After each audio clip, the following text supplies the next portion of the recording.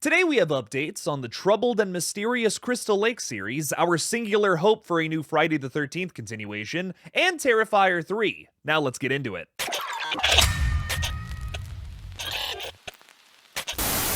Hey everybody, I'm Killjoy Jake, and instead of having friends, I have horror movies. Today's updates come from Silver Scream Con that took place this past weekend in Massachusetts. We got a few new insights from Sean S. Cunningham, the director of the original Friday the 13th, who still plays a prominent role in the franchise's current state. As many fans know, it's been 15 long years since we saw Jason on the big screen, and our only silver lining of hope for something new here is the Peacock and A24 collaboration Crystal Lake, which has hit some turbulence recently. Let's go through Cunningham's statement from this past weekend to get a new perspective on the situation. Sean says, "Last I heard, they're talking about shooting it in Australia at the end of this year and releasing on Halloween of 2025. But I've heard versions of that story for so long, I don't put a credibility into it. There's just so many things that can go sideways." So this is a possible release date for the series that canned its showrunner recently and has had to start over in the writer's room. Hannibal's Brian Fuller was kicked off the project, and presumably a lot of the other writers working alongside him, like Kevin Williamson. Williamson apparently wrote an episode that was going to be an hour-long chase scene featuring Pamela Voorhees. It sounded nuts. Sean detailed some of the other issues the Friday franchise has faced in the last 10 years or so in this next little chunk. He continued, "Some time ago, the rights expired on the original script, so then there became doubt about who owns what after 35 years.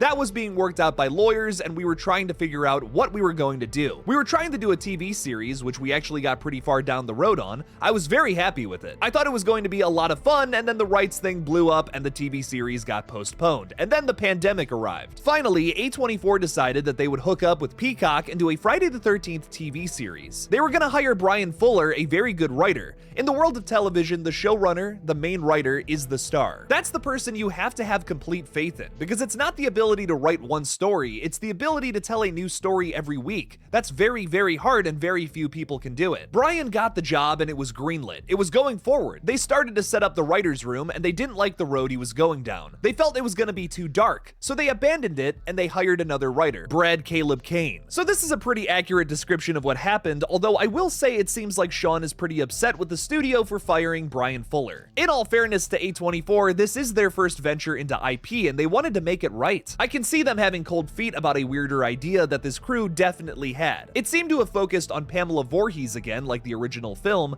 but the problem is this franchise has since moved on from that character. People want to see Jason in a hockey mask first and foremost after 15 years of waiting. You can pretty much do whatever you want with the story, but there are just certain things about this franchise that are sacrosanct. Jason, our main slasher, being one of them. I'm not entirely defending A24 here, however, as they still haven't paid the writers who worked on the since canceled first edition of this series. That sucks major balls, dude, especially after everything writers have gone through lately with the strikes last year. It's unfortunately another messy situation of drama behind the scenes of the Friday the 13th franchise. On a lighter topic though, Sean detailed one of the gruesome murders from the original Friday the 13th series they had been working on that predated Crystal Lake. Let's get into that a little bit. Talking about this scrapped scene, Sean said a bunch of kids, 8 to 9 years old, are out on the ice playing pee-wee hockey. One kid does a breakaway, skates down, and who's in the net but Jason? He tries to shoot, Jason blocks it. The kid who's trailing scores the goal, and they go, "Yay!" And Jason's pissed. He starts chopping at the kids, and the ice starts to crack. And then we cut out of that. The explanation would be that the kids in the high school had shot this video as a joke, and it was going viral on the internet. But I thought it was so silly and so much fun, I wish we had gotten a chance to shoot it. This sounds similar to the sequel pitch from Shannon and Swift, who wrote the beloved remake. Their unmade remake sequel would have started off in a similar way, once again featuring an extended opening like the 2009 film. This time, however, it would feature Jason going after characters playing ice hockey on a frozen Crystal Lake. With many teases of scenes like this from franchise figureheads, I'm really hoping that someone in the Crystal Lake writer's room is hearing this. Make this happen, fellas. That is so cool. Friday fans want to see Jason in the snow, like a feature-length version of the Womp Stomp short film. That was glorious. Finally, Sean teased an update on a new video game that we'll hopefully learn more about soon. He says, "There always seems to be a desire to have another Friday the 13th movie, which would have a distinct life from the TV series. For sure, Jason's gonna show up in more video games. We had a really nice run with the first video game, 2017's Friday Friday the 13th game. There's more to come. This feels like more of the same that we've already heard from the guy. The movie rights are still locked away at New Line, and a game is probably on the way because that's easier to make. It's a shame because I think more than anything else, the fans just want another movie. With Ghostface and Michael having a resurgence in the last 6 years, slasher fans are dying to see Jason and Freddy come back again. Nothing would bring my slasher-loving heart more joy than to see these two dominate the screen again. Maybe one day. What are your thoughts on the current state of the Friday the 13th universe? Leave me something about it in the comments below.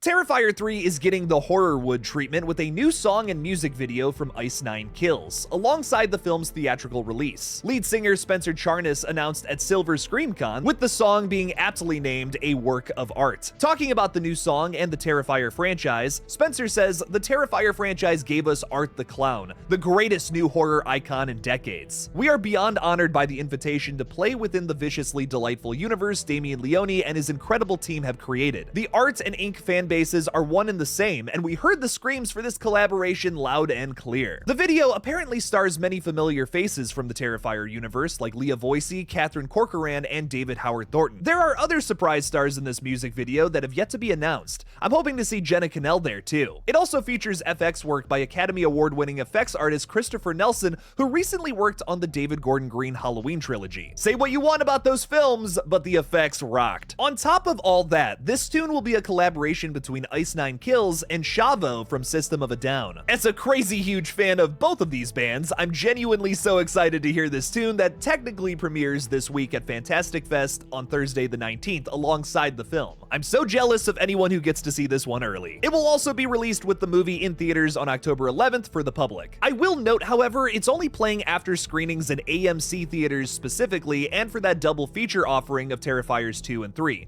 playing on Thursday night before the new film's release. That's October 10th in AMC theaters. You might want to make a note of that, especially if you frequent different theater chains like myself. Nothing against AMC, but the closest one to me is like 30 minutes away. We also got this new official Terrifier 3 poster recently that looks dope and pretty much confirms that Santa is getting a chainsaw to the face in this Christmas slasher. That face skin is coming off one way or another at least. Come on now. They wouldn't be teasing that in multiple posters if it wasn't gonna happen. It's a sick looking new poster made by Sawin1992. Go give the fella a follow over on Instagram. They also made this poster that features Vicky wearing a crown of thorns. Blasphemy! Cool! I'm pumped to finally see this beast in theaters on October 11th. Make sure to get your tickets now, my dudes. This is not one to miss. Before I sign off here, I'd like to ask you all to subscribe to my gaming channel, GullGotha. I'm currently playing spooky games over there like Dead by Daylight and Poppy Playtime. I'm so close to 500 subscribers on that channel, and I think we can hit that before the end of the month. I'll start doing weekly streams there once I hit that goal. Make it happen, folks. Thank you to everyone who has already subscribed. What did you think about today's updates? Which one had you the most excited? Let me know in the comments below. Thank you all again for watching, and as always, don't forget to kill it out there, y'all.